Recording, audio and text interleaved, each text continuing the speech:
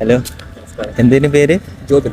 തുടക്കം കണ്ടിട്ട് നിങ്ങൾ കേരളത്തിൽ എത്തിയോന്ന് വിചാരിക്കണ്ട കേട്ടോ. നമ്മൾ റാഞ്ചി തന്നെയാണ്. രാവിലെ തന്നെ നമ്മൾ ഹോസ്പിറ്റലിൽ വർക്ക് ചെയ്യുന്ന സിസ്റ്ററിന്റെ ഹസ്ബൻഡായ ജോബിൻ ചേട്ടൻ വിളിച്ചിട്ട് പറഞ്ഞു, മക്കളെ റാഞ്ചി വന്നിട്ട് നിങ്ങൾ കേരള ഹോട്ടലൊന്നും പോയിട്ടില്ലല്ലോ, നമുക്കൊന്ന് പോയാലോ. ആരേലും വിളിച്ചാൽ പോവാൻ നിൽക്കുന്ന നമ്മളുണ്ടോ പിന്നെ നോക്കി നിൽക്കുന്ന വിട്ടിലെ നേരെ താജാ ദക്ഷിണിലേക്ക്. എല്ലാവരും ഫുഡ് എന്ന് പറഞ്ഞ് വിളിക്കുന്നവരെ തട്ടിക്കളയരുത് എന്നാണല്ലോ ശാസ്ത്രം. അതുൽ, കണ്ണൂരിൽ. നിങ്ങളെവിടെ? വീട് എവിടെ? പാലക്കാടോ?